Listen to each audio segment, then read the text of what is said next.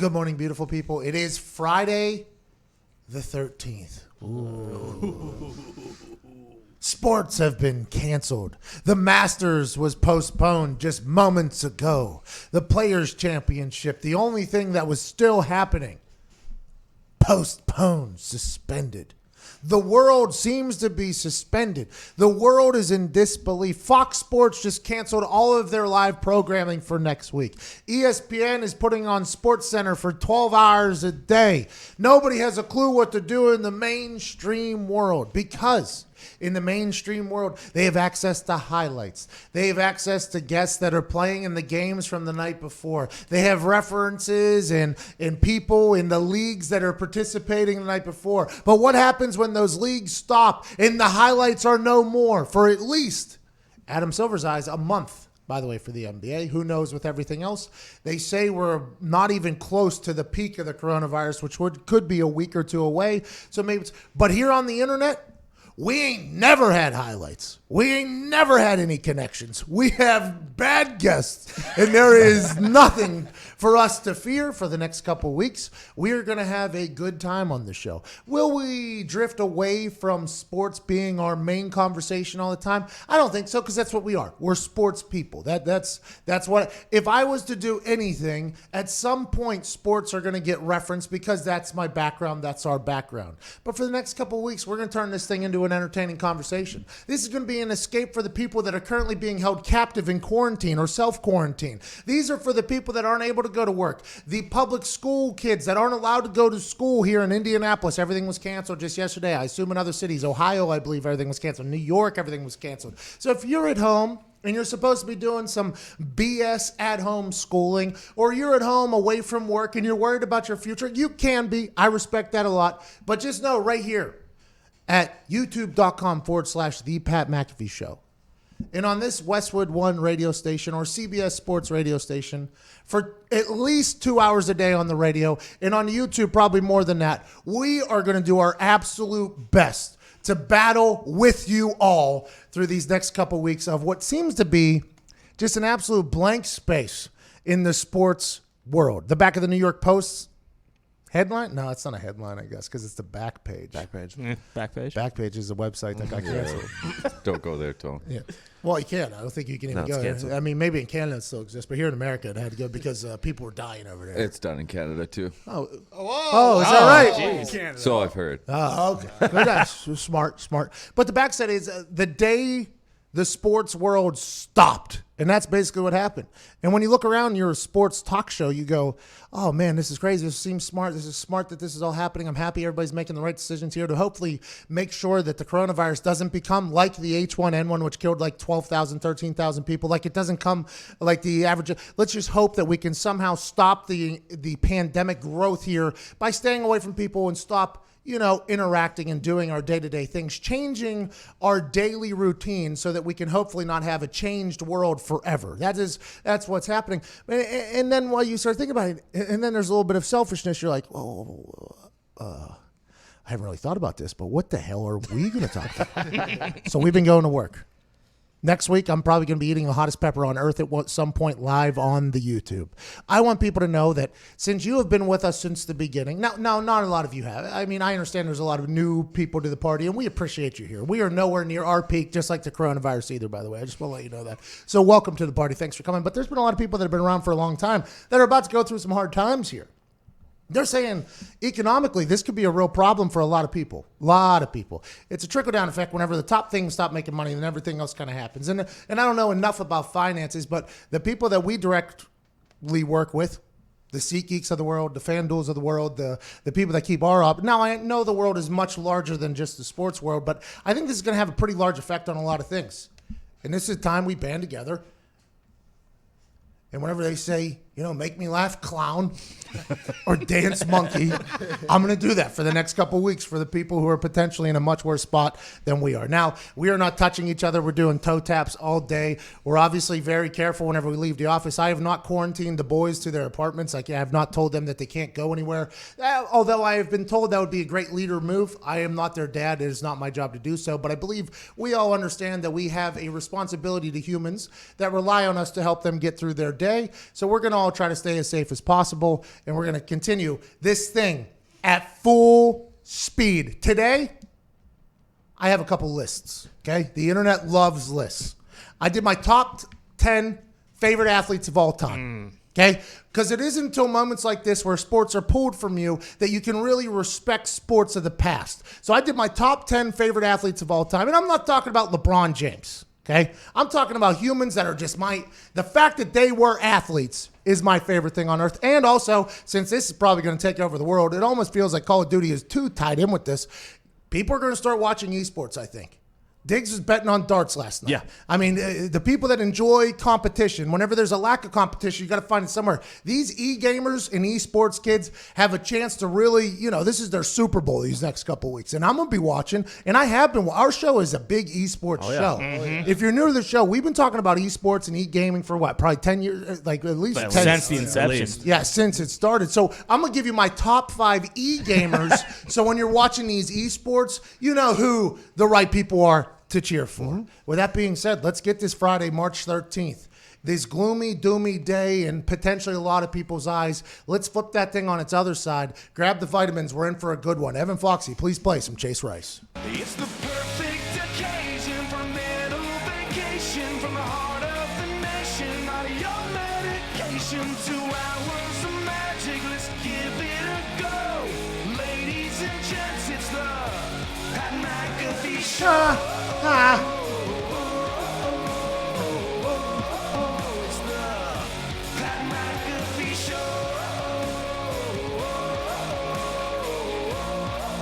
It's the Pat McAfee Show. You're damn right it is, Chase Rice, joining me every single day at Nick Morato's on the 1s and 2s, at Tone Diggs is here, at Ty Schmidt's here, Jason McAfee's here, Cuban Zed is here wearing a festive blue. He bought 24 burgers for the office today because we've been cooking in-house, not letting deliveries deliver and get their hands on our stuff. Mm-hmm.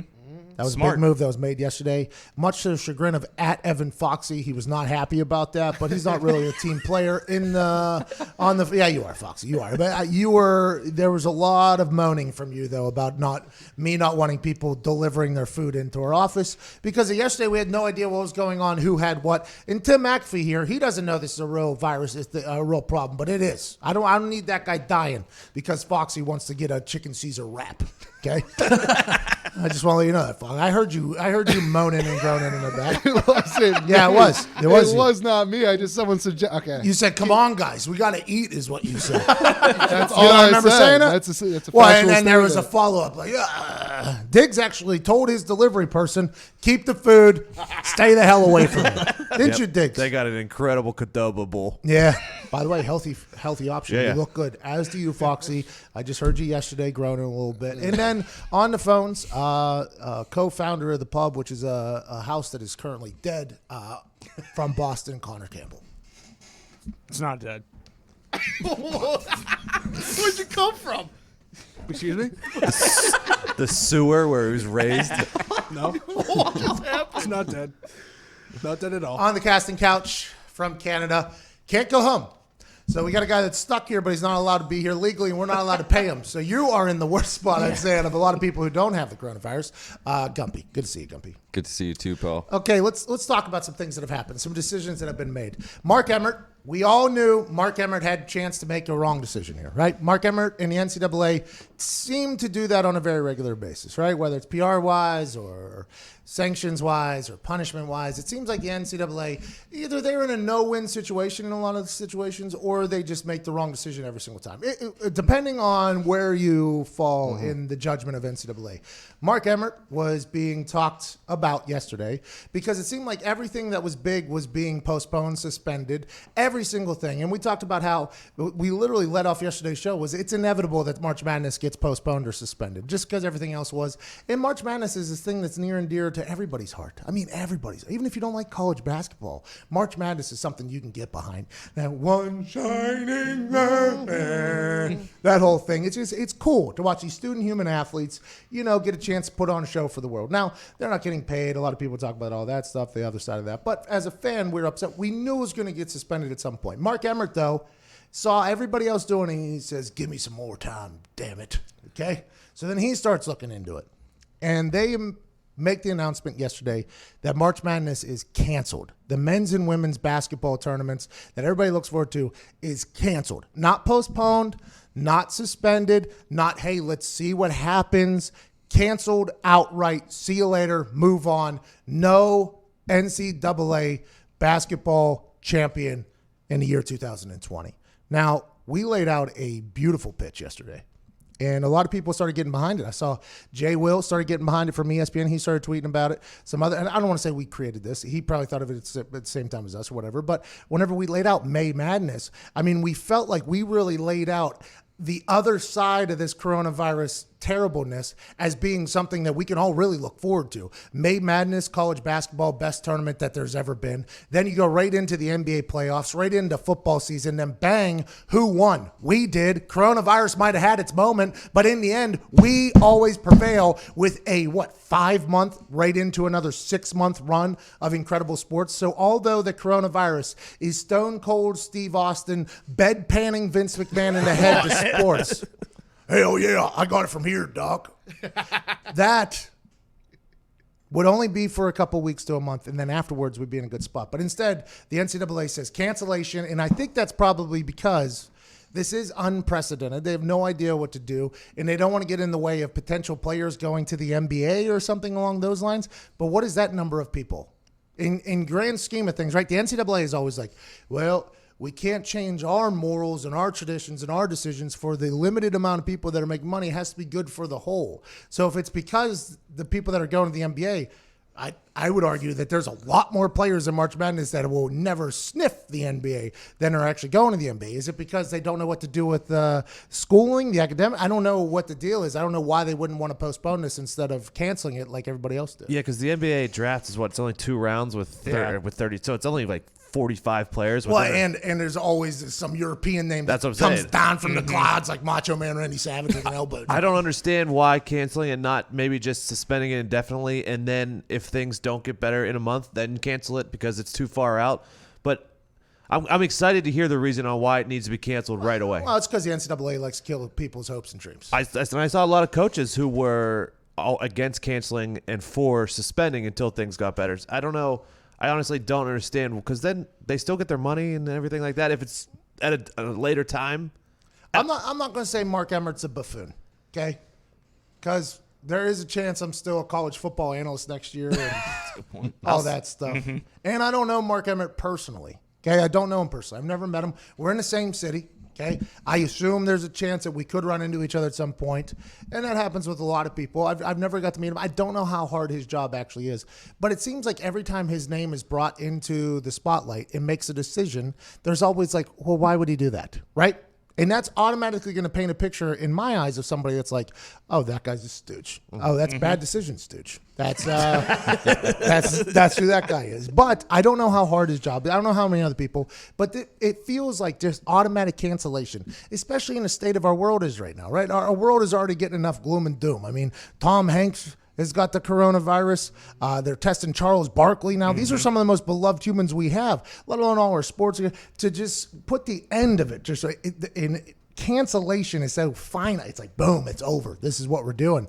That's an interesting decision. I just think he could have done it a little bit differently. If they did it in May, too, they'd still have plenty of time for, like, that next recruiting class to come in and have time to, like, actually acclimate to being in college. Like, they should have just done the selection show as is, and then you wait the month or whatever. And like Diggs said, then if it doesn't work, okay, but at least, you know, there's these guys. I mean, because, like, they're not going back to class or anything. Like, classes are shut down, too.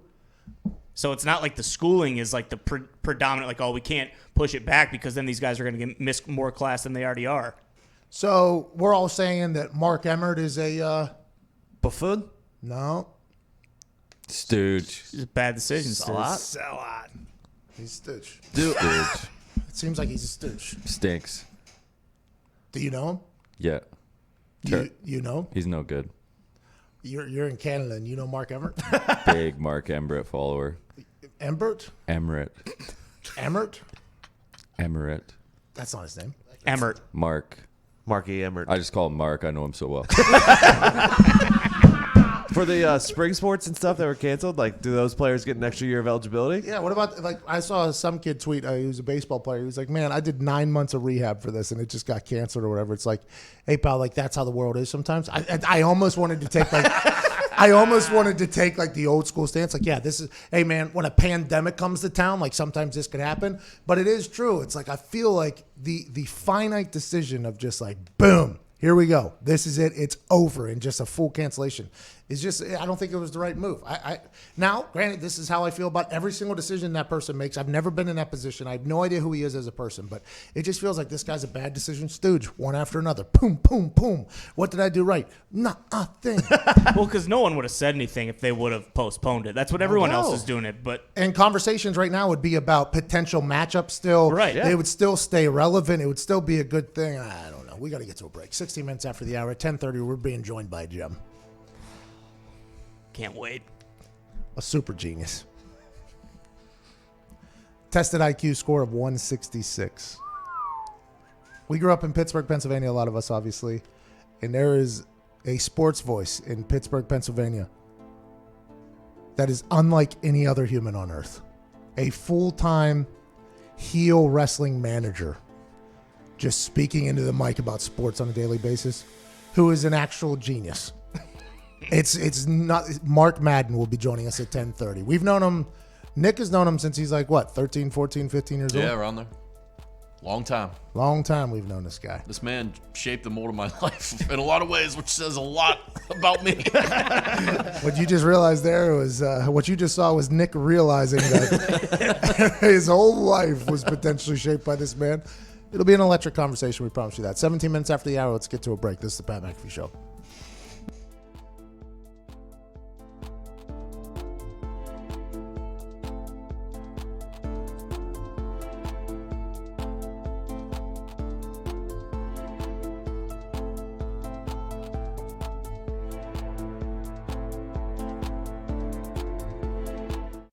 It's happening. People are freeing themselves from their wireless contracts. It's a movement towards something simple. Get truly unlimited data on a 5G-ready network for just $45 a month. With no contract, ever. Simple Mobile. Out with the old, in with the simple.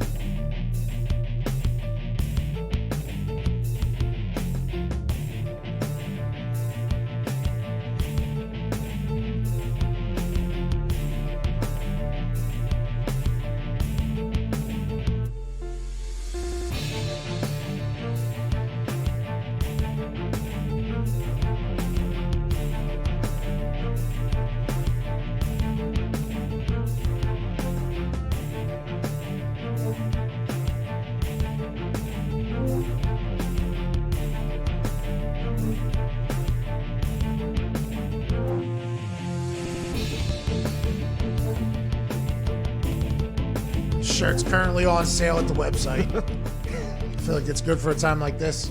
Store.patmacshow.com. Get your Yikes shirt. It's a good shirt for the time that we're living in right now. Perfect. Call this the Yikes era the next couple weeks. Welcome to the Yikes era here, brought to you by coronavirus, COVID-19, brought to you by breathing, sneezing, handshaking, and looking. Bats. But mostly bats, people forget. The time has come that everybody has been waiting for since the show started, because it isn't until sports are taken out of your life that you really get a chance to reflect about how big sports were to your life and the athletes that make sports great. So this morning I made my top 10 most favorite athletes of all time list. Let's start with number 10.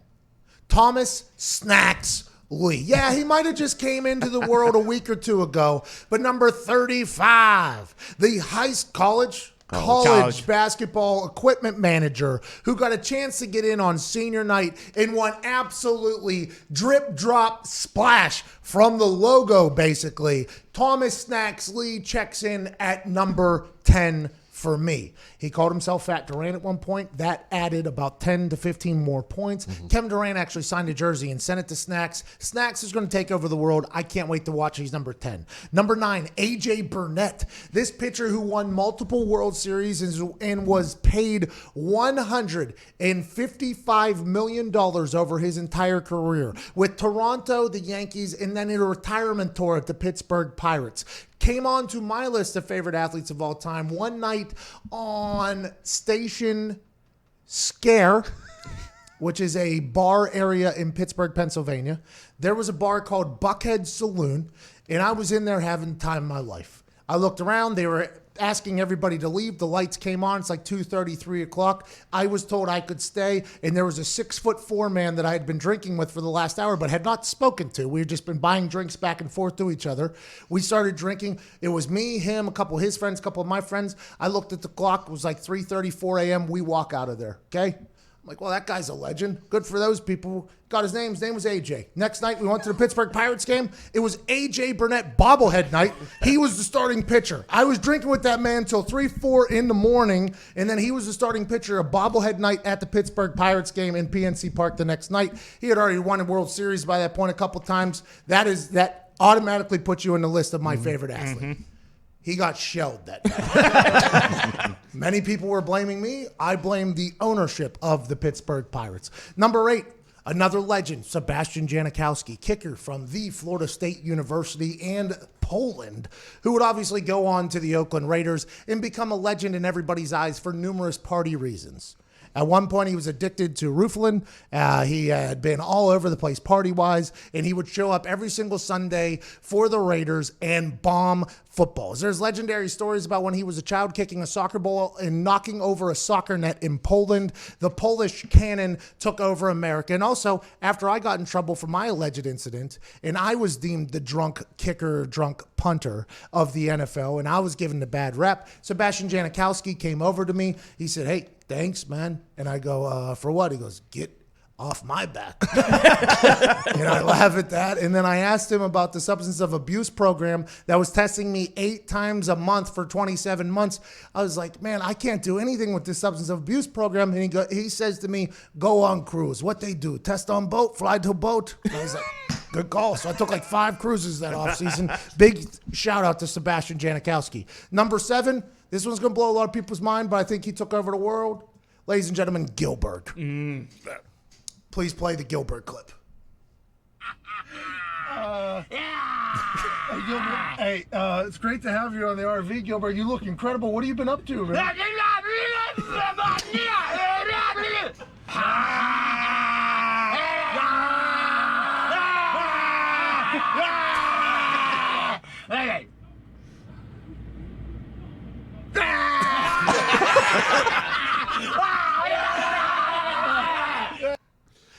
Sorry for the radio people. That was me and Gilbert in the front of an RV. That RV would eventually get its top taken off at MetLife Stadium by the worst RV driver in history, Cuban. Let's go. Only costs about $45,000 in damage. Don't worry about that. Good for the company. Number 6, Kimbo Slice. I used to, as a child, go on to dial-up internet and watch him just beat the hell out of people in their backyards, his backyards, wherever. Rest in peace to Kimbo Slice. Absolute legend. Number 5, John Daly. This guy, blue-collar hero, all right? Blue-collar golfer from blue-collar town. Don't know what he lost. Doesn't know what he found. This guy will smoke more Cowboy Killers than you. He will drink more Miller Lights than you, and he will beat you in golf 10 days out of 10 days, unless it's a day where he's not feeling too great from the amount of beers he had the night before. John Daly, living legend. Not only, loudmouth golf into John Daly's, which is an Arnold Palmer adding alcohol. This guy, Arkansas, just has a good time, enjoys his life, and has good people around him. We got a chance to hang out with him, good friend of ours. John Daly, my favorite athlete of all time, number 5. Number 4, Jeremy Lin, strictly because he cashed off of 2 weeks of greatness. 2 weeks of greatness. Linsanity took over the entire world in New York. The Garden was getting sold out again very quickly. People were running in to watch the Knicks, and then he made the rest of his money just drifting off into irrelevance once again. Jeremy Lin had one of the best 2-week runs in the history of mankind. Top 10 favorite athlete of all time for that. Number 3, this guy was a clutch performer. Nobody talks about this enough. People say Adam Vinatieri is clutch. I agree. Most clutch human in all of sports. But don't get it twisted. When Joe Cooper needs to step up and drain a shot, he will step up and drain a shot. Even when he's getting distracted by relationships and business and BS, Joe Cooper from the Milwaukee Bears will step up and drain a shot in any basketball game that needs to happen. Number 2, the hick from French Lick, Larry Bird. Number 33 for the Celtics. He was obviously on the Olympic team. I mean, you're just talking about great at everything. Wanted to quit basketball because he wanted to go back and cut grass at his house, basically. Then he went to Indiana State, took them deep into the NCAA tournament, goes on to the Celtics. He's just legend, great human, will smoke more cigarettes than you and drain more shots than you on a regular basis. And he sent us a cease and desist just a week ago. Kind of a savage move. I guess I respect it. And number 1, our favorite athlete of all time here at the Pat McAfee Show. A man who we lost too soon, literally. A guy that was on our show, was talking about how he was going to turn his whole life around, get healthy and everything like that.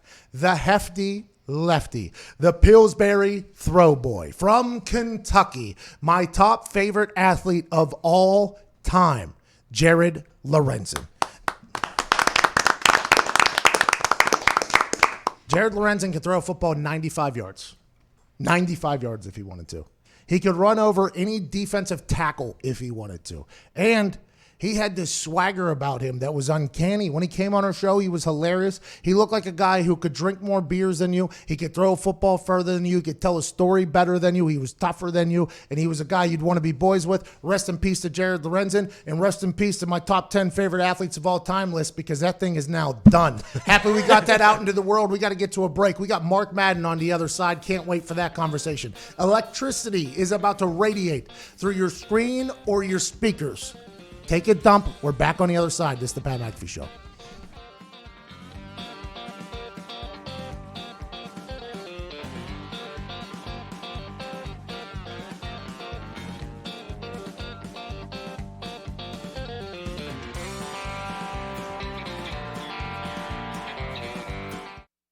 At Simple Mobile, you get the no-contract advantage. Unlimited talk, text, and data now for $30 a month. Now on a 5G-ready network with no activation fees ever. No confusion, no complexity, no frustration, and no contract. Ever, ever, ever. Now get unlimited talk, text, and data for $30 a month. And now 5G-ready. It's our best deal ever. Buyers now at nationwide retailers or at Simple Mobile dealers. Learn more at simplemobile.com. Simple Mobile. Out with the old, in with the simple. one fucking page. I don't have to worry about the coronavirus anymore. Like a fucking bomb went off. It's like, Dude, I saw there's the fucking net. Oh, dude, what's going on? Everyone's a comedian, right? Steve Jobs used to dip his feet in toilet water randomly. I bet they still smelled better than yours. Yours are a woman? I Are can you? You're see dating? Tony's brain cells just exploding into thin air. Do you think that steer ever looks back at you and goes, son of a Is that when you bitch, tie we the got legs big for one. them? I'm sold! I'm in! He got me! Suck it! All you guys! Jame, duty, mensch. These guys got in there, undid their suitcases, just dumped all their Well, you have to remember, Well, yeah, we not for me. What's the matter with a Jeez, son of a bitch, can I not get the alcoholic cowboys? And, babe, it's time to go to war. Welcome to the pod.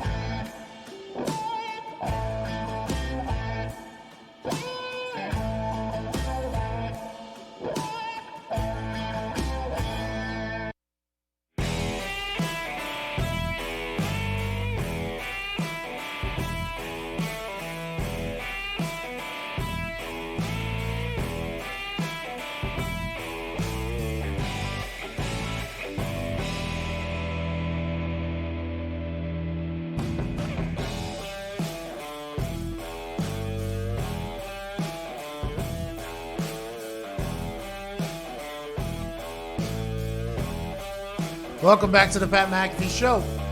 Friday, the 13th of March. Sports are canceled, but the electricity must remain. Joining us now from Pittsburgh, Pennsylvania, with a tested IQ of 166, Ladies and gentlemen, Big Sexy. You can hear him on 105.9 The X every afternoon. Mark Madden. Patrick, the electricity has fizzled out in this particular parish. No sports. Liverpool Football Club potentially robbed of the championship by the coronavirus. I am as Don can be. I'm hoping that your magnetic personality can somehow pick me up. Well, did you see the list? I just did my top 10 favorite athletes of all time, and we wanted to get it to you before you came on. Yes, I have it in front of me. Okay, I would like to hear your reaction to my top 10 favorite athletes of all time and why I'm either 100% right or completely wrong. Well, I mean, the word favorite is subjective. So if these are your favorites, I can't criticize. I can tell you a few guys on the list that I do like. I'm a big A.J. Burnett fan. Oh, I love He was A.J. one bad MFer. Hush your mouth. I'm only talking about A.J. Big John Daly fan. He drank, he gambled, he smoked, he won. He drank literally dozens of Diet Cokes per day, which I think is amazing. Larry Bird, white basketball player, what's not to like? Jeremy Lin, Asian-American basketball player, what's not to like? Jared Lawrenson. I don't know if I'd put him number one, but again, subjective favorite. Big fat quarterback, though. You got to like a big fat quarterback. However, rest in peace. Get Snacks off the list. Snacks is a crime against basketball. Letting the fat kid shoot a three. Just get on the bench and get the laces out for the sneakers. That's your job. Know your role. Shut your mouth. Don't shoot a three. You are a mean person, Mark Madden. That kid deserved that moment. It was senior night. He got one shot. Why didn't I deserve that moment? I've gone to Penguin games since I was 6 years old. How come I can't play shift at right wing? Why Snacks and not me? Well, I think it's a little bit. Is this jealousy, Mark? Is that what this is? Is this jealousy? Is it? No, believe me, I'm not jealous of Snacks. Well, maybe I will be. I was going to say we'll see where we both are in 5 years, but I'll probably be dead from the coronavirus. Mark, what are your thoughts on the leagues canceling everything and sports being stopped completely on Thursday, March 12th? Well, it's weird, Pat, because I think it's probably an overreaction, but there's no way we'll ever know if it was an overreaction because it's exactly how you have to react given the potential, and I emphasize the word potential, severity of the situation. So I hope things get cleared up ASAP and we get back to business as usual in the country. And I think we will because there's one word, Pat, one word that tells me sports will be back up and running before we know it, and that word is greed. They're going to take off a acceptable time. Whether the virus is under control or not, they'll find a way to make it appear that it is, and greed will get sports back on its feet within a month or 6 weeks because there's just no way they're going to let all that money flush down the toilet permanently. The NCAA, the March Madness, that has a finite time frame. They had to cancel that. Same thing goes for a few other events, again, that just fit within that time frame. But with the NHL, NBA, MLB, etc., it'll get back on its feet within a month to 6 weeks because of the magic word greed. You know, you're 100% right. And I think that's whenever I started taking this serious, by the way, because I thought it was all overreaction and complete hype, like, hey, this isn't that big of a deal. But you got these people that are, by all accounts, considered rather greedy individuals whenever it comes to cash. And the NCAA canceling March Madness, we didn't think that was going to happen. We thought there was a chance for a postponement. You saying that there was a finite time period for that, I am intrigued by your thoughts on that because I thought we could just move it to May. But once you see these people who live and die, which is making more and more money, them reacting and canceling things, that's when I was like, damn, this must be a legit problem if these people are saying no. And the NCAA, by the way, is at the top of that list. They just postponed the Masters. That's breaking news. Yeah, oh yeah. But you see, you don't need a time frame for the Masters. You can have that any time in the good weather, and I rather suspect they will. So barring this virus just ratcheting it up another couple notches in the next month or so, I think that the hysteria subsides. Some good things will probably be done medically. In the interim, though, I don't know what it's like out there, Pat, but here in Pittsburgh, there is no toilet paper to be had anywhere. Yeah. And there is no toilet paper even to be had on Amazon. No. I went on Amazon. They're out of friggin' toilet paper. It's just incredible. People act like the Japanese bombed Pearl Harbor again. That the Germans are at the Vermont border with tanks. I just don't understand why we're in survival mode. I mean, the virus might kill you, but shortages won't. I don't think. They might. You know, my advice, Pat, is to use paper towels. Your ass isn't made of velvet. You'll survive. Well, Diggs said that he would use bologna if he had an opportunity. He's from Plum. Well, funny you mention Nick, because you're familiar with the Moraldo family of Plum, where you grew up, right? Absolutely. If these shortages continue, I will be moving in with them. Not a bad play, by the way. They love to gamble. They are very good at slot machines. I assume they've saved up so much money from their winnings at slot machines down there at Rivers Casino. They'll be able to survive for a long time. Well, I have you guys are experts there in this sort of thing, I imagine. No. I have 9 rolls of toilet paper. Okay. Will that be enough to last the crisis? I think so. I mean, I don't know what your burn rate is on those toilet paper. It's actually pretty average, and I'm a single-person house, so I think I got a shot. And you can here's one thing to tell all your listeners. Okay. You can always steal toilet paper from work. It's true. Yeah, not here, though. Not here, though, boys. Mark, yesterday you worked for WCW as a commentator for a long time during the glory days. Everybody remembers Mark Madden being the mouth of WCW. Vince McMahon was trending yesterday for about 10 hours because it seemed as if the XFL and WrestleMania were the last 2 large public events that are held in stadiums that was kind of holding off an answer. What do you think was going through his mind through that? And were you surprised to see Vince McMahon cancel the XFL, because I think that it was a big thing in his eyes and in his heart to get that thing up and running again, and in the potential talks of WrestleMania having to put out that they have a contingency plan? Well, no decision's been made yet on WrestleMania, correct? No, just a contingency plan has been put together, they say. I think the contingency plan is to charge more because there won't be enough sports going on. I would be shocked if Vince cancels WrestleMania unless Tampa makes him, which it may very well come to that. In terms of the XFL, that's one of those events I was talking about before, Pat, like March Madness. The XFL got canceled because the season is a finite time frame. And by the time, you would have resumed, the date would have come and gone for it to be over. I think there's only a certain time of year you can even have spring football. And keep in mind, it probably is less expensive to shut it down than it would have been to continue running it. And Vince probably figures they can just start with a clean slate next year. Who's going to win the Stanley Cup this year whenever the NHL gets back to it? I heard the Penguins stink right now. What's going on? Well, they've not played well lately, but the virus crisis could get Jake Gensel back in the lineup. That's what all the Penguin fans are saying anyway. Now we're talking. So I don't know what's wrong with him. I think it's just one of those slumps that hits. I think Sid looks like he's playing hurt to me. The goaltending's not been good, but this break might come at a good time for them. I hate to look at anything about this as good, but maybe it can allow them to get healthy, kind of, take stock. And, everybody in sports is going to start with a clean slate when they come back from this.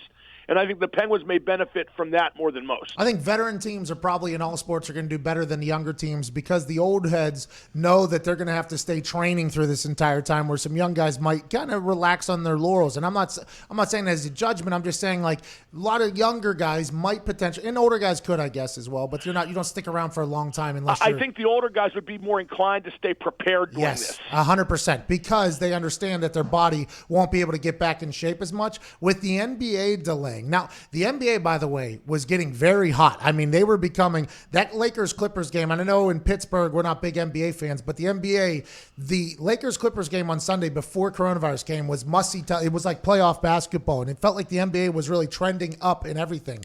This break happens. Do you think sports are going to get a big uptick in ratings and interest after this break? I think it's going to be like the Super Bowl is happening whenever these first games kick off in all these different sports again. Gee, I don't know. That's a catch-22 because I don't know if people are going to want to watch basketball or hockey in July.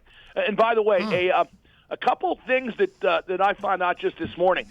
The NBA's contract with its union has a drop-dead date of June 30th. The season has to be totally over by June 30th so the players don't have to play. I would imagine the union would have to, bend on that if it turns out to be that the league has to go past June 30th due to these extraordinary circumstances. But that is in there to be decided. And also, NHL teams have all been told to make sure their rinks are available through July 30th.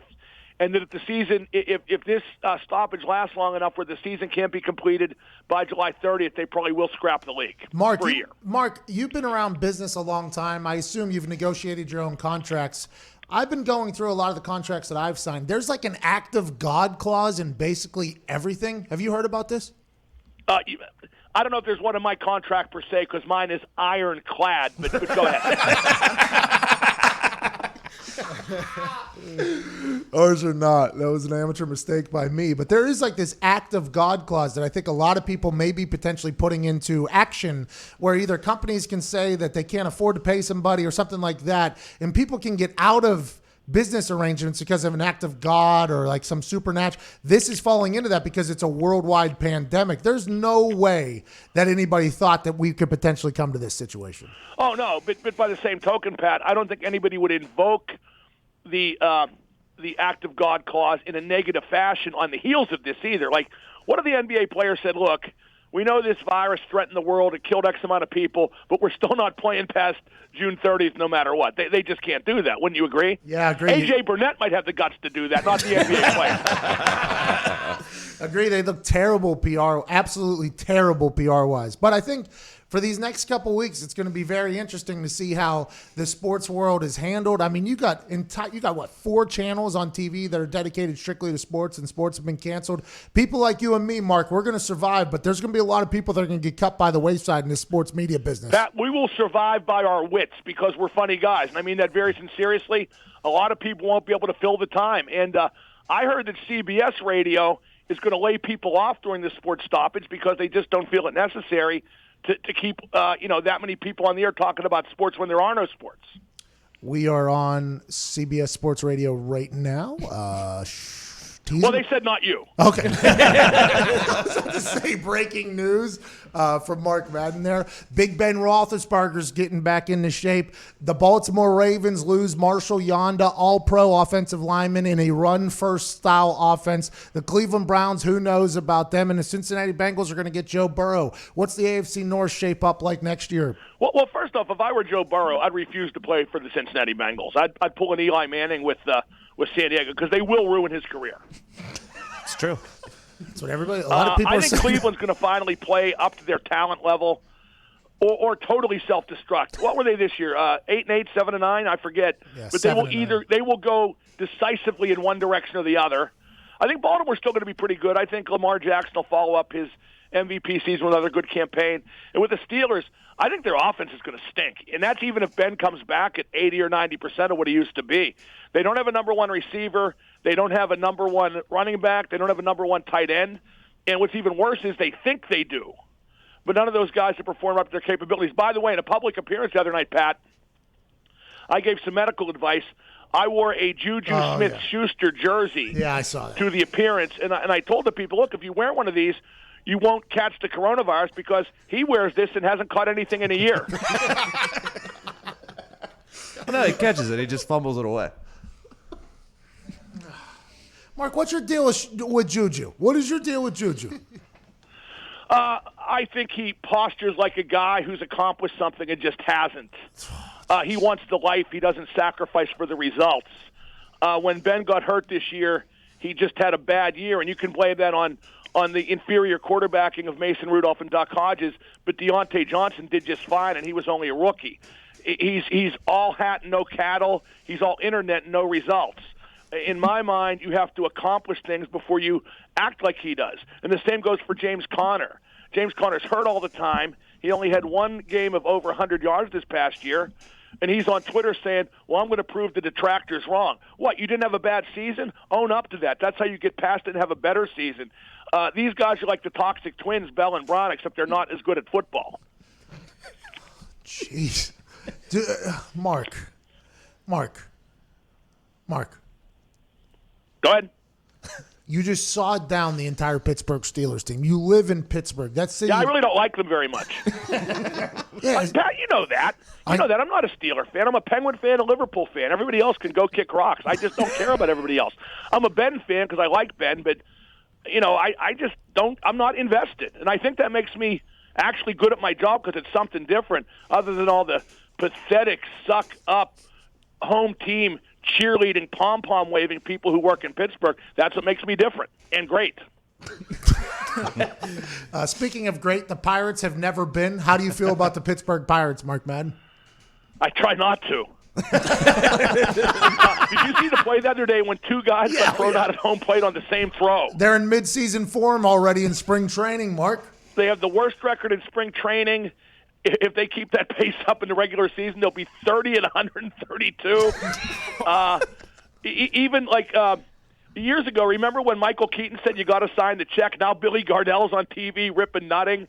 It's just a mean scene, and I really think their attendance has dropped since 2015 by 1 million fans on average. They went from 2.4 to 1.4. It wouldn't shock me if their attendance dipped below 1 million this year.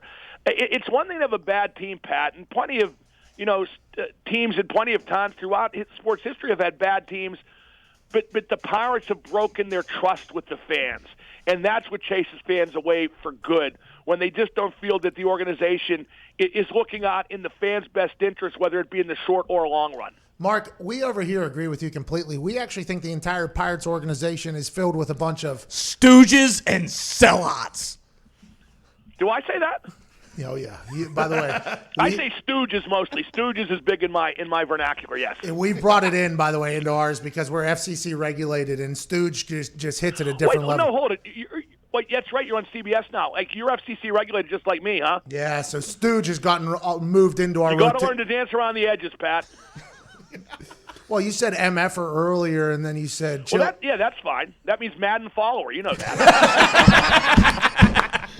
By the way, how will Corona, and this is a big worry I know with the Moraldo family in Plum, which we've mentioned, how will this affect Sugar Plum Days, the annual Christmas celebration in your hometown of Plum? Well, that thing's been canceled a long time ago. You know that. I want to bring it back, though. You and I pledged money and leadership to bring it back, and I had the mayor's wife on my radio show. She brought up that guy. What's his name? Joe? Hadley. Hadley that killed the homeless man, and then the people of Plum danced around him with torches and pitchforks. The dead guy, not Joe. And I don't know why you'd let a little thing like that get in the way of Sugar Plum Days. Yeah, and Plum, by the way, that was all kind of swept under the rug what Joe Hadley did by all the teachers' mistakes at Plum High School, you know? That's correct. Exactly correct. Yeah. We'll bring it back, though, Mark. Ladies and gentlemen, absolute legend, 105.90X from 3 to 6 every single day. Patrick, thank you. Thanks to everyone there. Thanks to the... you're on everywhere, right? Yeah. Yep. Boy, I'm not even on everywhere. Well, please stay inside. Hoard toilet paper. Hoard soup. The soup's disappearing from the shelves here in Pittsburgh now, Pat. All right, we'll hang on to that. I mean, can't lose the soups. We're a bunch of MFers in here, a bunch of Madden followers. You're the absolute best. Very Mark good. Madden. Thanks again, Pat. See ya. That guy's outrageous. He's so good. He's like that every day for 3 hours a day in Pittsburgh. Just stirring the pot for the entire city. Just people hate him or people absolutely love him. He's great at what He hates the Steelers? Hates him. Hates him. Just says it right to their faces, too. I'm not hard to find. We're back on the other side with some phone calls and more chatter. This is the Pat McAfee Show, Friday, March 13th. It's a creepy day.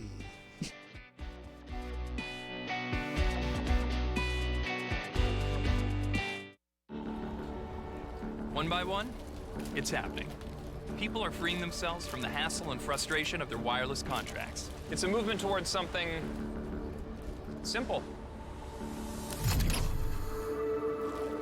Simple Mobile. Truly unlimited, high-speed talk, text, and data on a 5G-ready network. And no contract. Ever. Get truly unlimited data on a 5G-ready network for just $45 a month. Simple Mobile. Out with the old, in with the simple. And the team that'll be drafting first is the Cincinnati Bengals. They will draft quarterback from Louisiana State University, Joe Burrow. Attaboy, Joe. Attaboy, Joe. Congrats. Will Joe Burrow stay there? We have no idea. He says he will, but there's still a conversation lingering in the undertones of the sports world that he has the power to potentially not play there. I'm not saying he won't, but we're not 100% sure. With the second overall pick, the Washington Redskins. But not today. It's not the Washington Redskins at the number 2 pick. The Miami Dolphins trade up to the number 2 pick, giving up the number 5 spot and the number 18 spot to the Washington Redskins, and they draft from the University of Alabama quarterback Tua Tagovailoa. Ladies and gentlemen, congrats to the Tua family not having to go to Detroit. Speaking of, with the number 3 overall pick in the NFL draft, still at head coach Matt Patricia, the Detroit Lions, who are just one player away from a Super Bowl run. That's it. They take defensive end from the Ohio State University, Chase Young. Congratulations to Chase Young.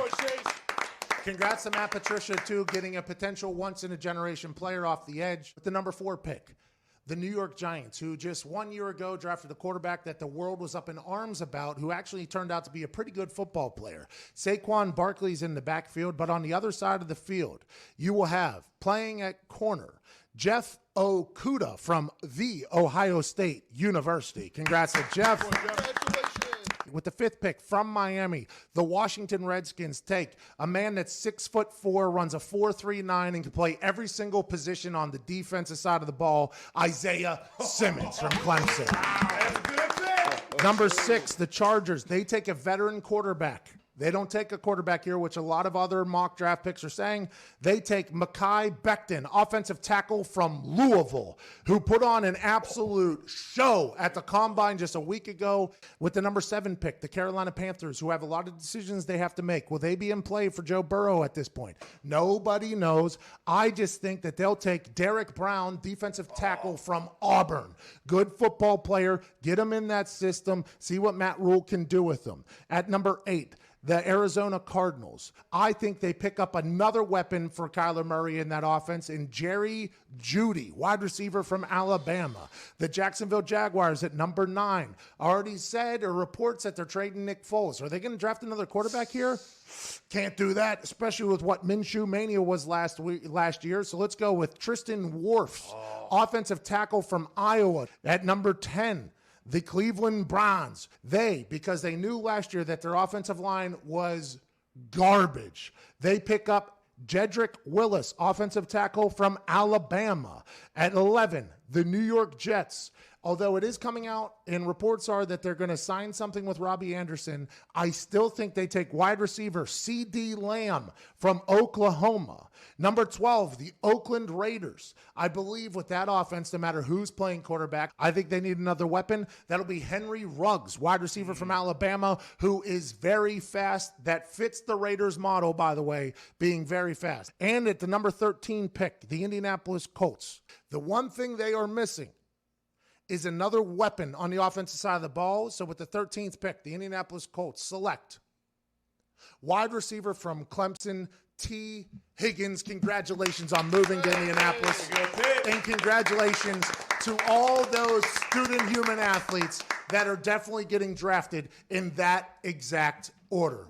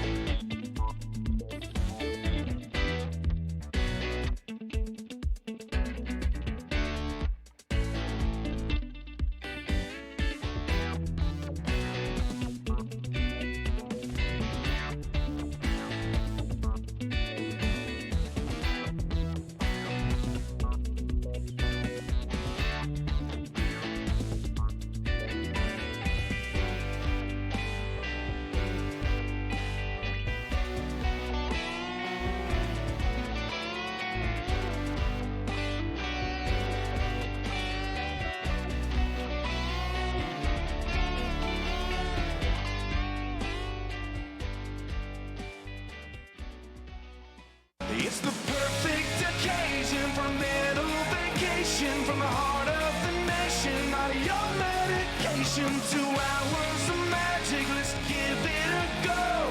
Ladies and gents, it's the Pat McAfee Show.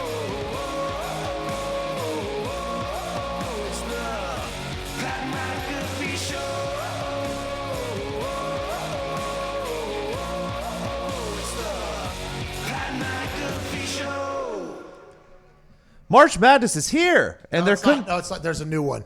Oh, There's a new one. Is this Manscaped? Yes. Yeah. We'll put that. Welcome to the Pat McAfee Show, Friday the 13th. There's a new one, though. There is a new one that they sent over. It's not good. Come on. Because March Madness is not here. It's not actually here, been canceled. 20% off free shipping with code America at manscaped.com. Get the greatest ball trimmer that has ever been created. I actually bought 2 of them because I used one on my face and one on my testes. And you should too. It cuts like butter. It's very, very smooth. It has nick-free technology that'll make you say, wow, I should have been shaving with this the entire time. And right now you get 20% off with the code America at manscaped.com. That's 20% off and free shipping. Code America at manscaped.com. Also, you're going to have a lot more free time not watching sports. Might as well trim the family jewels. And by the way, you're probably going to be looking at yourself a lot more too because you're going to be in your house. There's mirrors in your house. You're not going to be out in public. You're going to be seeing yourself a little bit more. Why don't you shave the brush and the shrubs so the tree can stand taller? When you look in the mirror, look in the eyes of a man that makes his baby maker look larger with our friends at Manscaped. You get 20% off and free shipping with code America at manscaped.com. It is Friday the 13th. We're in the middle of a sports hiatus. Everything is suspended or canceled, and we are going to do our absolute best to make sure entertaining content comes your way. In the first hour, I debuted my top 10 favorite athletes of all time. That can be debated and talked about in our YouTube comment section at youtube.com/The Pat McAfee Show. Just know at number 10 was Thomas Snacks Lee.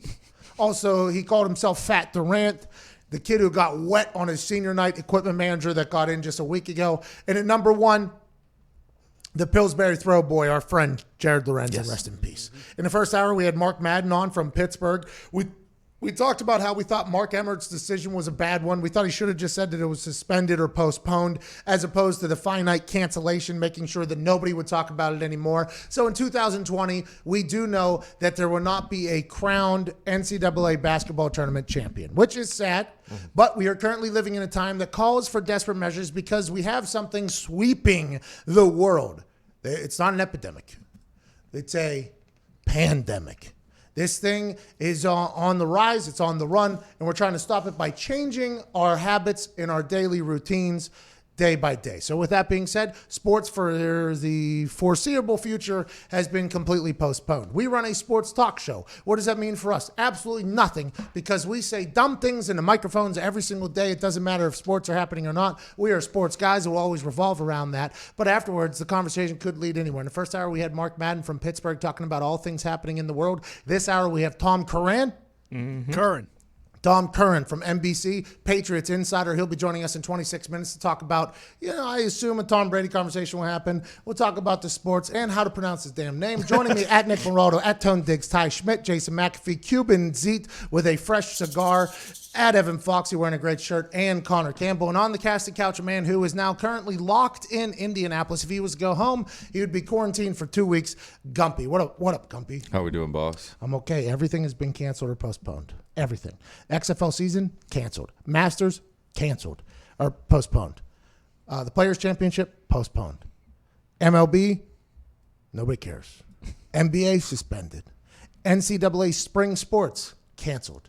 Everything right now is on the chopping block or has already been chopped. Thursday, March 12th is a day that sports world was stopped because of a worldwide pandemic. Now what do?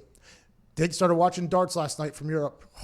Van Gerwen, Mr. 501 himself. Yeah, he got really hot. You cut off that video that you posted, by the way, about 9 darts early because he goes and hits the next. Like he runs right through a next one. I did not create that video. I definitely stole that video, so somebody did that. Yeah. Internet 101. Hey, also, can I give a shout out to the Roughnecks? Basically, the 72 Dolphins winning the XFL this year. Don't go there. Did they go undefeated? Oh, yeah. And the Battlehawks lost 1 game. Oh, yeah. So P.J. Walker is the MVP, and the Roughnecks are the XFL McMahon Cup champions. Yep. Yeah. Congratulations to Houston Roughnecks. Hey! Good work. Jordan Ta'amu quarterback of the Battlehawks. That's my MVP personally, but I guess we can leave it up for debate. I'll be excited to see what they do with that league coming up in the future. Vince McMahon, no way wanted to cancel that league. No way. Somebody forced him to do that. I would assume, because he's not even canceling WrestleMania, which is, by the way, coming up in Tampa Bay, Florida, where they'll probably have 100,000 humans from all over the world gathering in one place. Vince McMahon's like, man, not me. I love that. By the way, Vince McMahon does not get talked about enough as being the most underrated entertainment and business genius probably in our history, to be honest. The most underrated in our history. Anybody that is a self-made billionaire goes on TED Talks. Anybody that's a self-made billionaire, whenever they get on television and talk, every single word that they say is echoed and spread, and this is what this genius is saying. Vince McMahon is a self-made billionaire. Now self-made is obviously that he had a lot of people that worked in his company that laid their literal lives on the line for him. So, but he took this concept and made it $1 billion business. Now it's publicly traded worldwide. And that guy is a guy that I would assume ain't budging for a pandemic. That is a guy with his mentality, stares down a worldwide pandemic, and he sees the NCAA postponing and canceling. He sees the NBA postponing or canceling. He sees all these people in his world canceling or postponing things, and he looks them right in their face and goes, not us. And yesterday he was trending for 10 hours because everybody was waiting to see what Vince McMahon would do. So I think he gave in on the XFL because he had a lot more partners involved with that. But with WrestleMania, that is Vince McMahon's baby. That is something he creates, he contains, he does everything. The thought of him potentially getting into a little bit of a scuffle with either state authorities, local authorities, whoever it's going to be, which is going to happen in the next couple weeks, is awesome because they came out with a statement that said, we are not canceling WrestleMania, but... And there's the PR people coming in right after the but. We have created contingency plans in the case that we can't do WrestleMania at the stadium. Yeah, it seems like he's right on the fringe of how long people are postponing things. Like the EPL in Europe postponed until April 4th, and WrestleMania is April 5th. So they're right on the edge of making a very hard decision of what they should. What is that, 2 weeks? 3. It's today's the 13th. 3 like weeks. 2.5 weeks, 3 weeks. 3 weeks. Adam Silver came out last night and said the NBA is going to be at least a month likely. So now, I don't love the thought of somebody potentially coming in from another country to Tampa Bay for WrestleMania, infecting our thing, and the pandemic that we tried to slow down with all these incredible, egregious, massive moves that people are making all the other sports hit WrestleMania and spread like wow. I don't love that. But I do love the thought that Vince McMahon still has his fastball. That Vince McMahon at 70? How old is that guy? He's 70. He's got to be 70-something. And the reports are coming out that Vince McMahon has once told people that he thinks being sick is fake. He doesn't believe. I've never had this encounter with him. He's 74 years old. There are reports coming out that people that used to work for him said that he would look people, and if they had glassy eyes or were sneezing or something, he would tell them that he didn't believe in that. That is this is just an absolutely legendary human being here. And him in a stand down with Florida is one that, especially in a time where we don't have sports, I'm all about watching Team Vince McMahon versus Team Local Authority and world pandemic being the topic of debate there. I think Madden was right when he mentioned it in the earlier hour. Don't you think at this point it'd be the state who is just like, hey, you can't do this? Why? Did you rent a stadium? I did. Hey, say Florida. All right, we'll pick this up and move it to Texas. Texas will let us do it, and Texas is like, no, sir, can't do that down here. I'll move it to New Zealand. Wyoming. It's going to end up being in Wyoming or something. This is going to be awesome. Tonight's WWE SmackDown is taking place at the Performance Center in Orlando, Florida, with no audience other than personnel that they have that work there. And I'm intrigued to see how that works. Those ratings are going to be through the roof. And I want to let you know for the next couple weeks on our YouTube, youtube.com/The Pat McAfee Show, we're going to be trying to be live as much as possible to help people battle through, this potential quarantine or tough time for a lot of people. I very much understand that we're all put on this earth for different reasons. I am a monkey. People tell me to dance. I understand. I am a clown. People tell me to make you laugh. We are people that are put on this earth, and our jobs are to hopefully make your days better. We are supposed to make you a little bit of a mental vacation. So if you want to come rock with us, if you're locked down at the house, we got a little quarantine care package for you at youtube.com/The Pat McAfee Show. That'll be kicking off on Monday. This weekend, we're going to be gearing up for it. We have to figure out things that we can do in this office that don't involve having people that aren't in our office bring things to our office. It's going to be intriguing, but we'll figure it out. We got big brains, and we're going to battle through this damn thing together. And we will have up-to-date coverage on Vince McMahon versus the state of Florida. Let's get to some phones. Let's go to Dalton in Pennsylvania. Dalton, what's going on, pal? Hey, how's it going, Pat? First of all, you tell that baby to shut up. Hey, shut up. I'm sorry, Dad. I'm sorry. No, I'm kidding. I love my son. So I had a question about the whole Stephon Diggs ordeal, him working out in Cardinals clothes, and what's going on with that. My hot take personally is that the Eagles are going to go for a much more aggressive season this year and take the NFC East by storm after having that poor performance last year. Everyone back healthy. Stephon Diggs traded to the Eagles, back in the Super Bowl, baby. That's not a bad take. It sounds like he's from the east side of Pennsylvania. They're a big Eagles fan. The Stephon Diggs working out in Arizona Cardinals gear was very wild to me. It didn't make much sense. He already deleted the Vikings, obviously, from his Instagram and everything like that. And in the playoff game, we all saw it against the Saints where they were in the lead on the road against the Saints in the playoffs. And he threw his helmet out of frustration for God knows what. Immediately upon that happening, I questioned why would this happen? Because stats don't even count in playoffs. Like if he had no yards and ended the game with no yards, but the team got the win, nothing matters other than the W at that point. And you're on the road in New Orleans, which is not an easy place to play unless you have the refs on your side, like potentially Kyle Rudolph did have. Or not Kyle, yeah, Kyle Rudolph did have with the push off at the end. He said he didn't, but I mean, George Kittle got called for it in the Super Bowl. I don't know.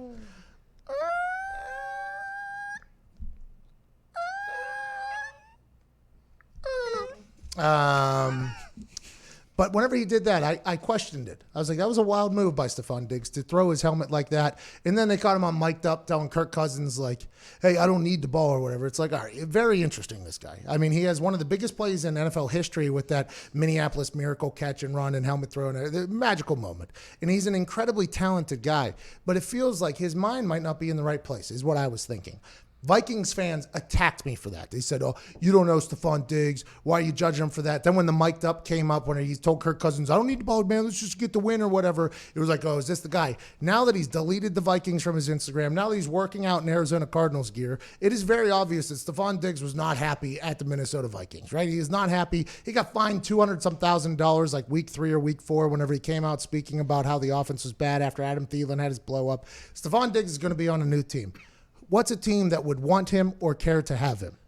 Well, are the Eagles a team because Aguilar can't catch? Is that somewhere you would like go? How about the Packers? That's a place that would love a wide receiver, but would you want Stephon Diggs there? I don't know if the Vikings are going to trade him to the Green Bay Packers. You're saying no? Yeah, I don't want him. No. And he's also not a free agent, so the Vikings are going to trade him to a team that he probably doesn't want to go to. What? Be careful what you wish for. Oh man, he's going to end up at the Detroit Lions. Oh no! We'll keep you in the division, and we'll just send you up there to the Motor City up there. Quarterback had a broken back last year. Good luck. Because Matt Stafford would love Stephon Diggs. Have Galladay on the other side. It'd actually be good weapons. He's going somewhere in the AFC East. Patriots, Dolphins, Jets, Bills, any one of those teams. Patriots do need a weapon or 10. Big time. Do they have the cap space, though, to pay for him and anybody else you could potentially need? That roster, by the way, for all the credit we give Bill Belichick, we do give Bill Belichick a lot of credit because he's the greatest coach of all time, and he's also a roster control guy. Not a lot of cap space on that place. Not a lot of cap space, and they have a lot of holes to fill on the offensive side of the ball. Will he end up there potentially? How about down in Miami? I think they have a lot of cap space. They have a lot of move, and B-Flow seems to be a guy that can get along with some people. Josh Allen needs a weapon. I agree. You had the Cardinals taking a wide receiver, so I mean he knows they need a wide receiver. So what if he just wears a different shirt every day? If Brady goes down to Tampa, he tells Bruce Arians, let's bring in Diggs, want him too. So it would be Antonio Brown, Stephon Diggs, Mike Evans, and Chris Godwin. How many balls are they playing with? Doesn't matter. They throw it 50 times. Who cares? By the way, Brady throw it 50 times? Yeah, I don't know. It's very interesting because if he ends up with the Buccaneers, It's going to be a very pass-heavy offense. He's going to have roster control. Bruce Arians, he's going to take some hits too. If he ends up with the 49ers, which Tom Curran, who's going to be joining us here in 13 minutes, ignited that conversation last week and the world lit on fire about it, he's not going to have to throw the ball much. They got a great that is the perfect setup for him if he ends up there. We'll talk more about that on the other side. We got to get to a break. We'll get some more phone calls. John in New York. If that's New York City, there's a chance they're about to be completely quarantined, I think. Mm-hmm. I don't know. I just made that up. The president's making a statement at 3, so who knows what could happen. Yeah, apparently martial law is being considered for New York City. I've been getting FaceTimes from my friends in New York City. It looks terrible. Nobody on the streets. It's gloomy. It just so happens to be a terrible rain and fog. You got people they're FaceTiming me and then they flip it and put it out the window. They're like, have you ever seen the city like this? There's nobody on the streets. It's eerie, dude. And it's Friday the 13th. Hit that thing, Ty. Let's sell something. When's the last time you were driving through a storm and thought, wow, I love being able to see I love not being able to see when I drive? What did I think? Which one? You probably haven't thought that you don't want to be able to see when you drive. Yeah, you're 100% right. Now driving in bad weather doesn't have to be a headache thanks to the new Michelin Endurance XT silicone wiper blades. Wow, thanks to them, man. These blades last through everything. To prove it, Michelin just put their new Endurance XT silicone wiper blades to the test on a world record-breaking 16,000-mile drive from Alaska to Argentina just to show how durable these blades are. Rainier Zeitlo was the man behind the wheel, and he put the Michelin Endurance XT silicone wiper blades through ice, snow, rain, thunder, and wind, and the blades took all of it. Really? All of it. Under? Wow. These blades are crafted for extreme weather performance with an advanced quad-tech 4-layer coated silicone that repels water, snow, and ice and lasts 2 times longer than other blades. Wow, that's crazy. The Michelin Endurance XT silicone wiper blades are real-world proven for extreme weather performance, so upgrade to the Michelin Endurance XT silicone wiper blades today only at Walmart. Wow, shout out to Walmart. And Michelin. Yeah. They're the ones actually. And the wiper blades. Paying $47 for that. The NFLPA just sent me a text. Oh, no. The Friday motivation text that they send out every single Friday. Here we go. And this is quite a big Friday for the NFLPA because they got to have all the players' votes have to be in by tomorrow at midnight. Is the new CBA going to be something? Is the next 10 years not going to have a transition tag? Is the next 10 years going to be different than the previous 10 years? Players are voting. And the NFLPA sent this text to every single human that has ever signed up for the NFLPA through its existence. Happy Friday! ! You can't go back and change the beginning, but you can start where you are and change the ending. C.S. Lewis. Oh, wow. Yeah. Strong. Great author. Is that because of the report that some players wanted to change their vote because of what's going on? Can't change where you started, pal. But you can start here and change where you're ending. C.S. Lewis said that. NFLPA sent a text. Smart. They sent me a Friday motivational text on a Wednesday once. Made me question a lot of things. We're back on the other side. This is the Pat McAfee Show.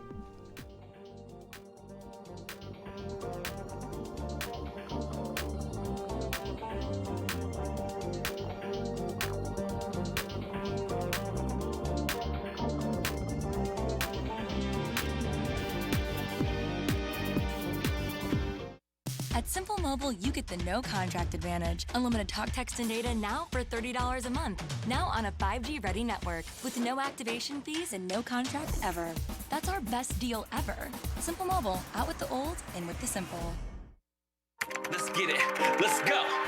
Dream house is a tour bus. Scream loud that you knew us. Deep down on the new plug. You ain't about to get too dust. Pete's frown when they crew scrubs. Sweet sound from the 2 subs. Beats loud as a move, bruh. Leave the crowd like, ooh, what? Long hair on the big body. 210s, both sitting shoddy. Crack a fist, start getting rowdy. Blowing nose, looking like an Audi. It's Uncle Sam without the taxes. Crowd stands up, I keep them loud. I made this beat, you hear it smacking? Who is 30? Hand me a nap.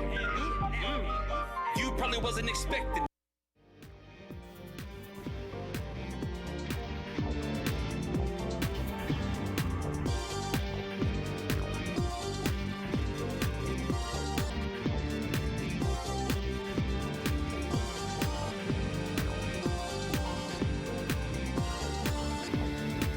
You want to fornicate with me? You either get on the train or you're laying on the tracks getting run over. It's their sandbox.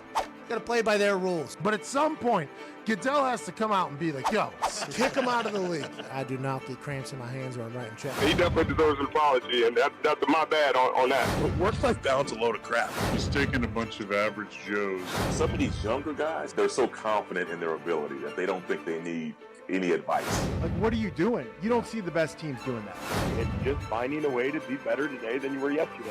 One bad decision can affect the rest of your life. Come on, Chicago! Let's hug it out, you little bitches! If I would have had Aaron Donald at D tackle, they couldn't even line up and play football. Welcome back to the Pat McAfee Show. Our essence is not infinite. Let's make our todays better than our yesterdays, because we truly have no idea if tomorrow will ever come.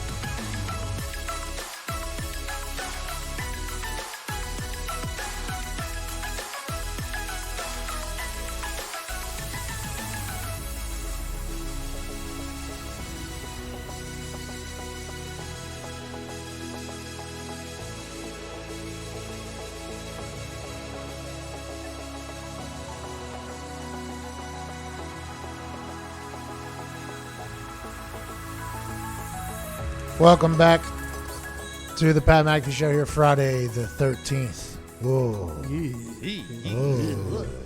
Oh.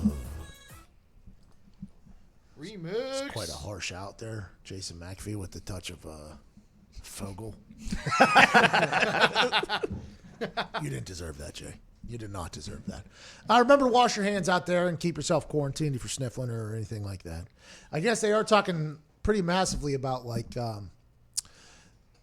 too many people getting tested, taking up space of people that probably actually have it. So unless you have, I don't know. I'm not going to be that person. There's no reason I should be telling anybody anything when it comes to the medical field. All I know is the NFL canceled their league meetings, but the NFL schedule is to continue as is, says Roger Goodell and the NFL. I assume the free agency, the tampering period, which begins Monday at noon through Wednesday at 4, that'll all be FaceTimed. I assume they'll be conference calling each other. I believe that whole thing. So we'll at least have some stuff to talk about because I think the moves are going to be made pretty quickly next week. A lot of people probably have worked through the entire scenario. If we get Tom, we'll do this, this, and this. If we don't get Tom, we'll focus in on this, this, and this. I think there's a lot of free agents that are sitting in a pretty good spot, especially while the rest of the world is potentially not. Let's go to Matt in Oregon. We got listeners in Oregon. Didn't know that. Matt, what's going on, pal?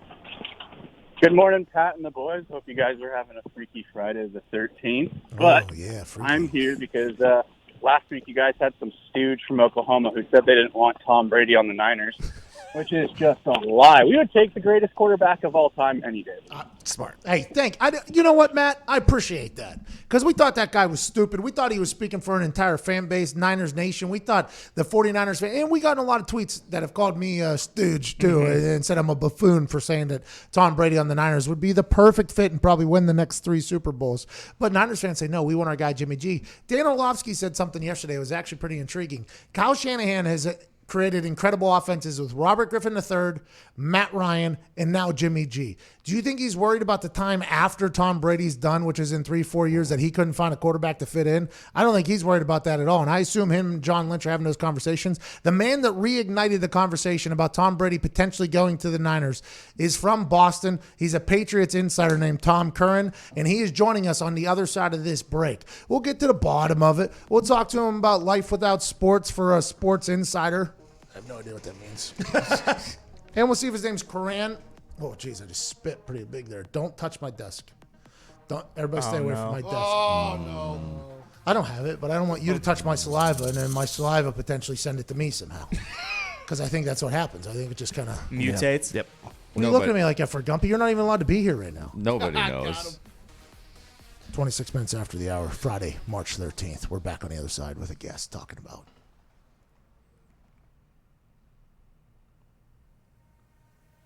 sports. Oh! Don didn't know.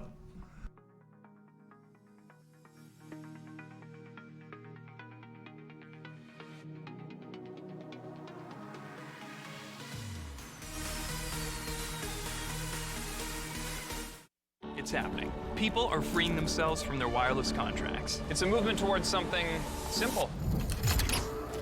Get truly unlimited data on a 5G-ready network for just $45 a month, with no contract ever. Simple Mobile. Out with the old, in with the simple.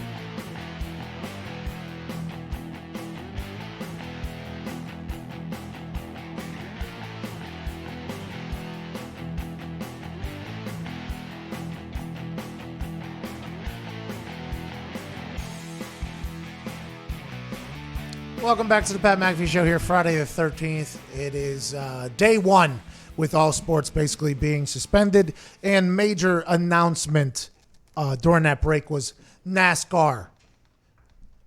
The thing that everybody on the internet thought wouldn't give in. The thing that nobody cares about, but still their fans chirp about every once in a while. NASCAR. Something that we've all tried to enjoy at one point in our life and just can't do it.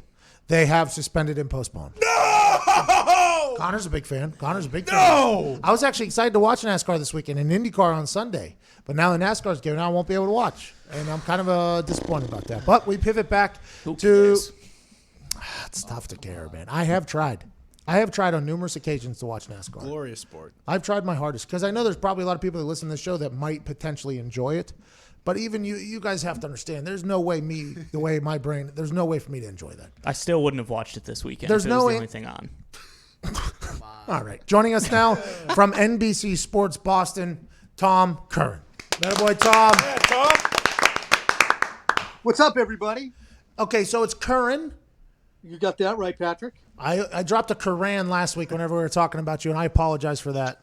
That happens. I mean, we're brethren. We got the same heritage way back in the bogs of Ireland, so it's okay. Are you Italian too? I'm 0.09% Italian. I found that in a 23andMe.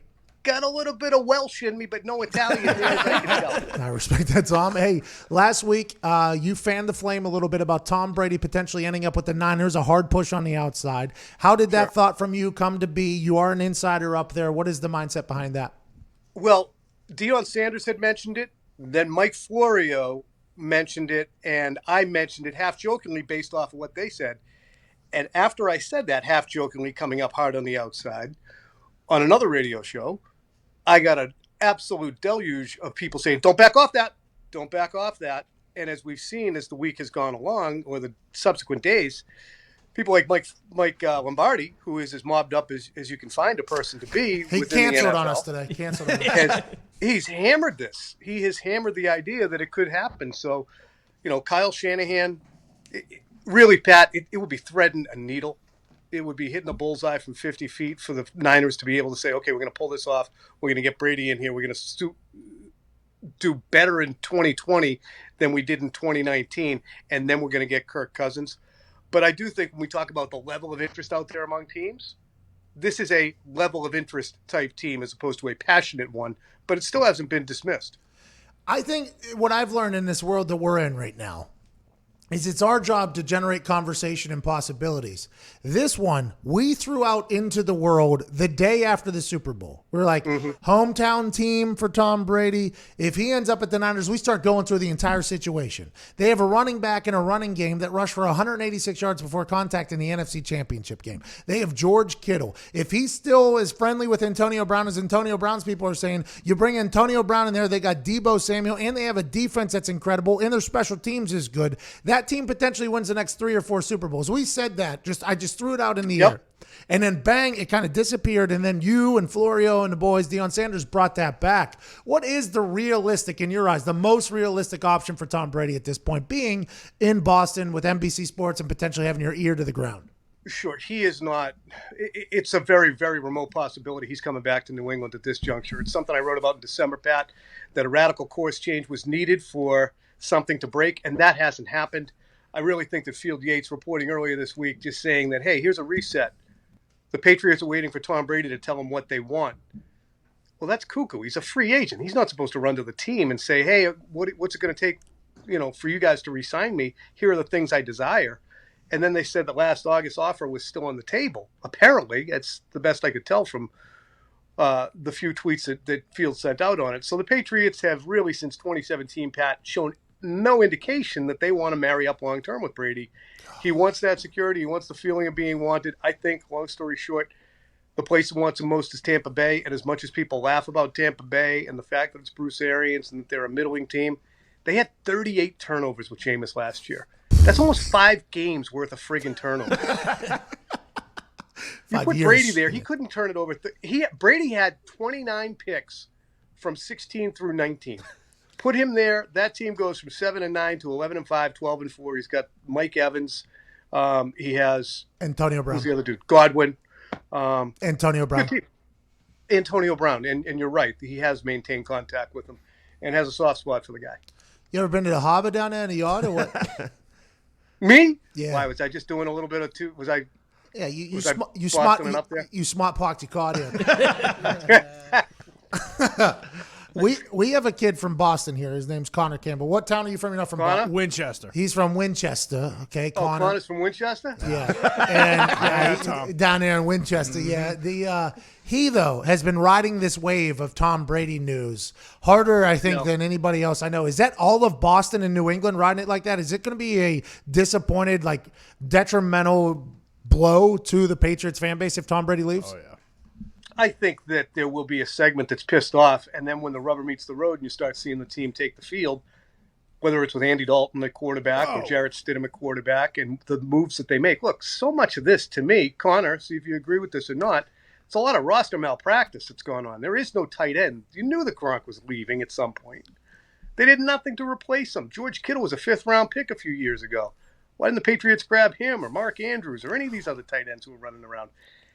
And then you leave the station 2 years in a row with no wide receiver of note and have to bring on a troubled guy. First Josh Gordon, then Antonio Brown. To me, as brilliant as Belichick is as a game manager, as great as the number of moves he's made, Pat, over the years, there's a little bit of roster malpractice that's gone on the last few years. They're going to pay for in 2020. Hey, we said that. I actually said that in the first hour. I mean, Did you? Bill Belichick, greatest coach of all time.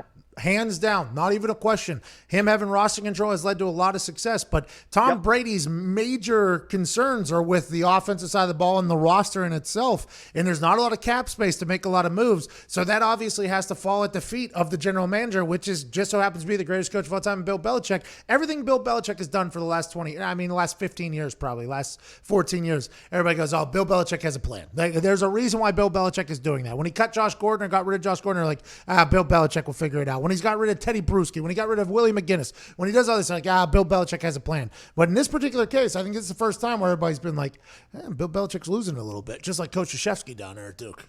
Yeah, I don't know if he's losing it necessarily, because even at 67, the guy is just so friggin' intense that he will take that as, fuel and turn it around. And as you know, being in the league, there's coaches who coach themselves right out of business before the season even begins. As I think Jimmy Johnson told Belichick this, you can eliminate all but about 10 teams as being realistic competitors. The Patriots will remain that, and they can win on Sundays. But you're right.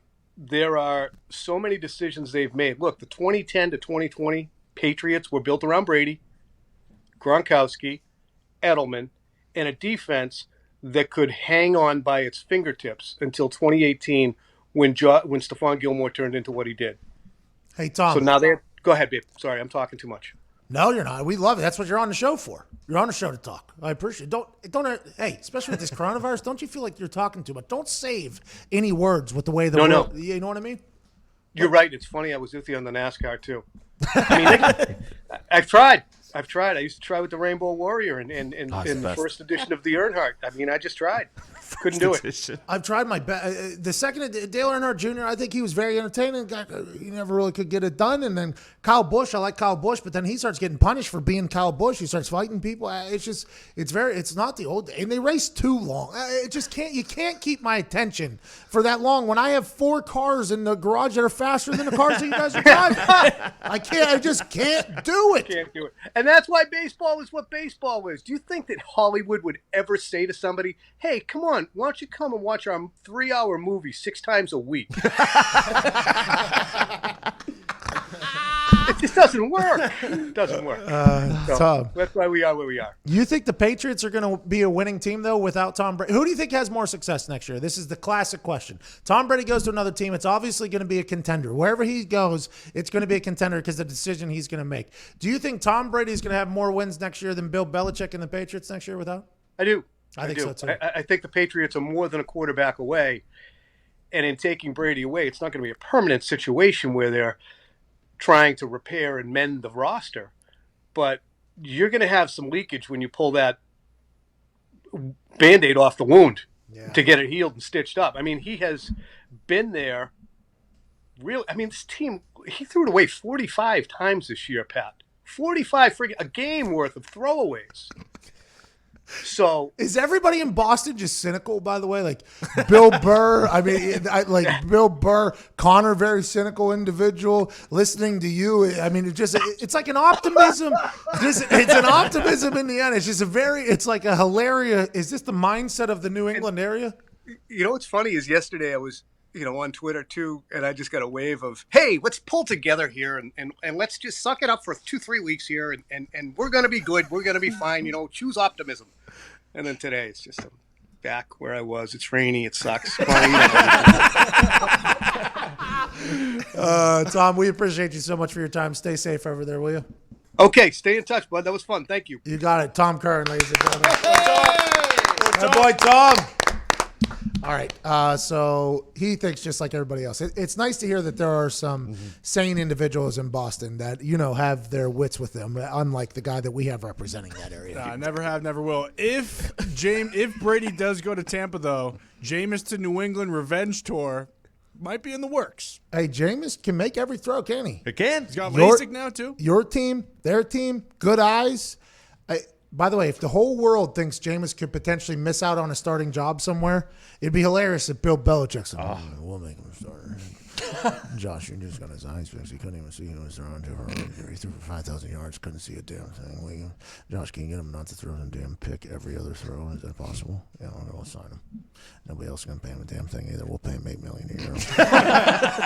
Because that's the only amount of money we have in our cap space. I mean, you didn't have to do that. What's that? Just bury your team there? Just bury him. John in New York, what's up, pal?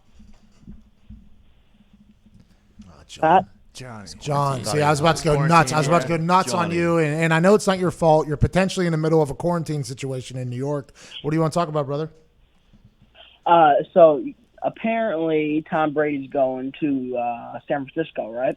Apparently.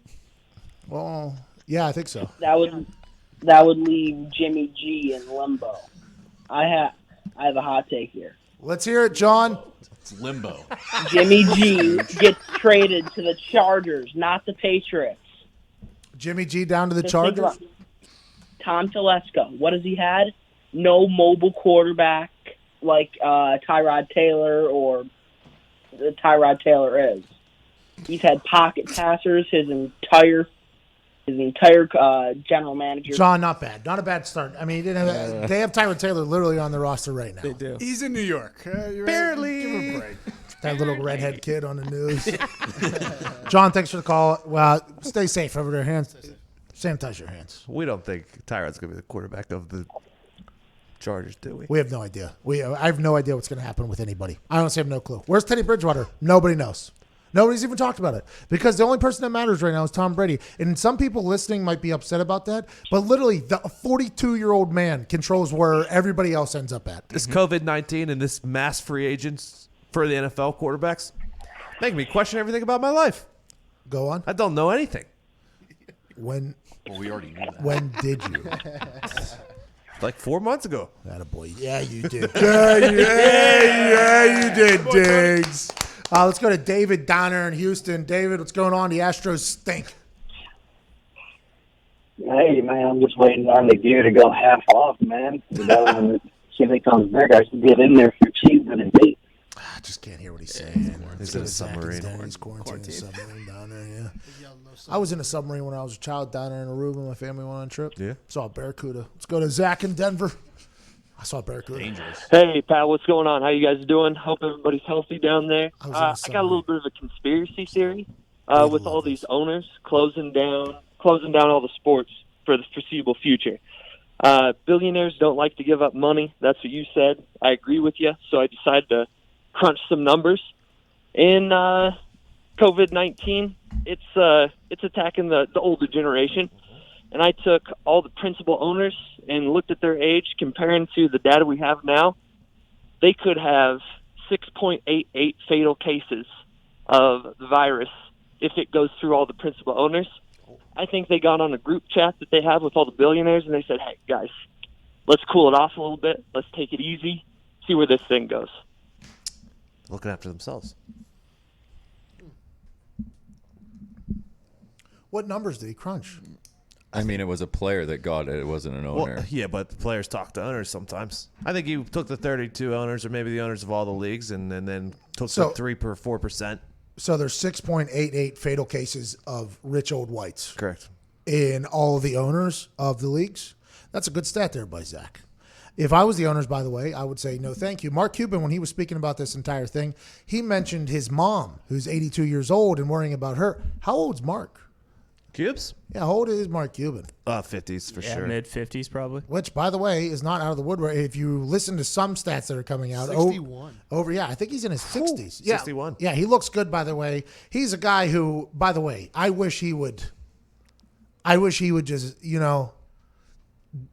sack up and do it. I wish he would go for president. Okay. I wish Mark Cuban would do it. This is a guy from Pittsburgh, went to IU. I mean, basically, our ties are. This guy, he's been there, done that. He was revolutionary with the streaming of sports online. I mean, that's how he made his money. The way he is, you see him just handle situations in presidential fashion. A lot of people have talked about Mark Cuban running for president, and I'm sure he's been asked about it. But the way his immediate reaction on that NBA thing, it was so, I don't want to say politically correct, but it was so presidential the way he talked about, I'm worried about our workers, I'm worried about this.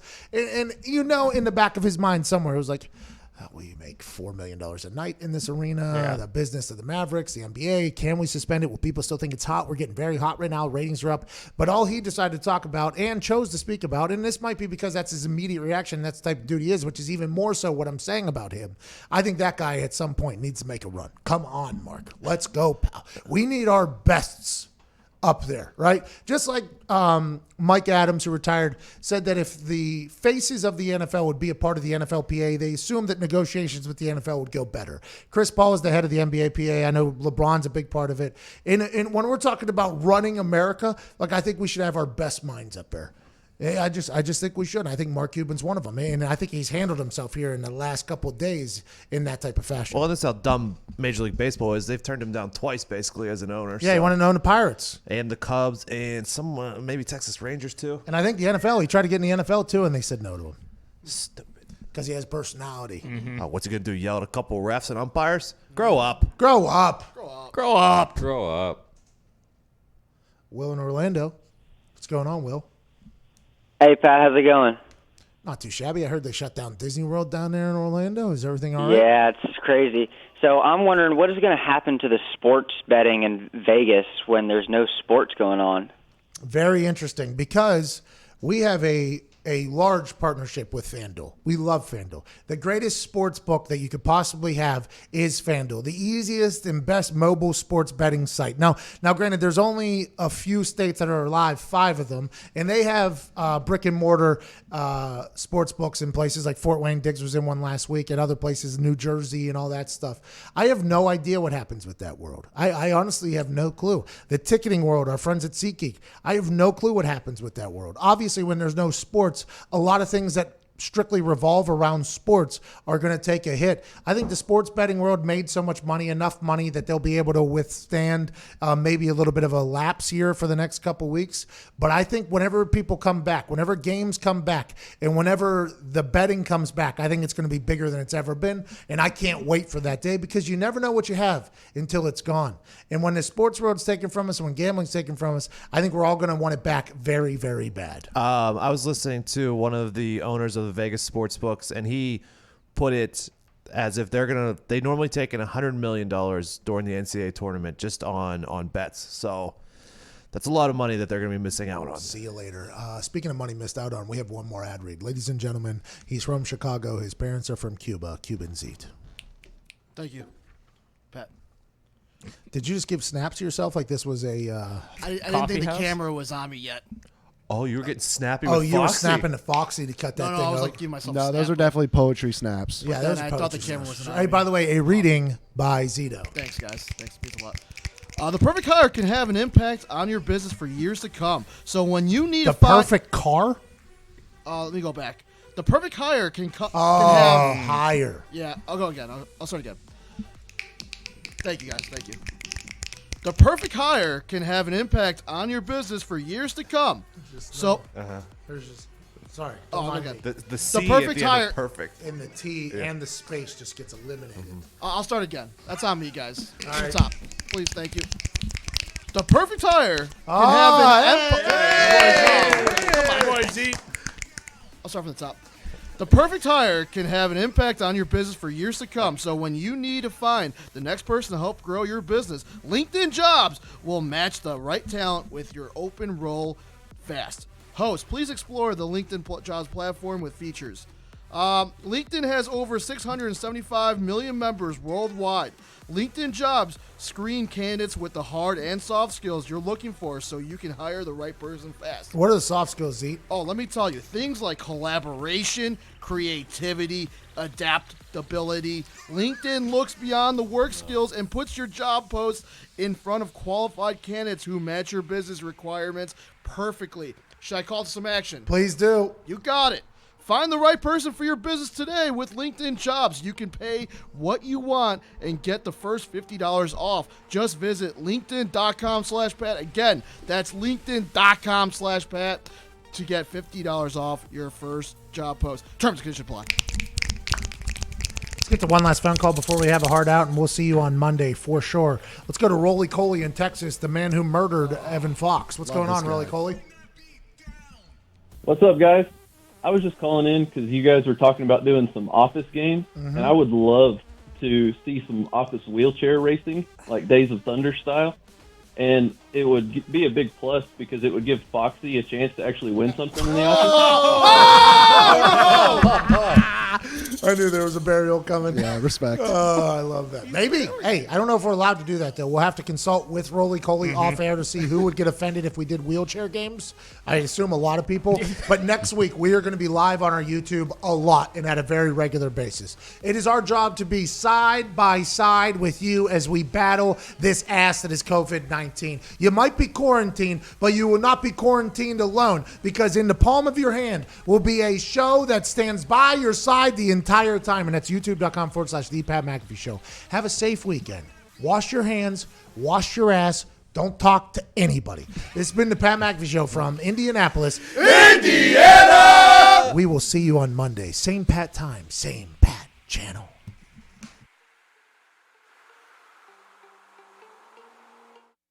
At Simple Mobile, you get the no-contract advantage. Unlimited talk, text, and data now for $30 a month. Now on a 5G-ready network with no activation fees ever. No confusion, no complexity, no frustration, and no contract. Ever, ever, ever. Now get unlimited talk, text, and data for $30 a month. And now 5G-ready. It's our best deal ever. Buy yours now at nationwide retailers or at Simple Mobile dealers. Learn more at simplemobile.com. Simple Mobile. Out with the old, in with the simple. Hey, Don, how's it going over there, pal?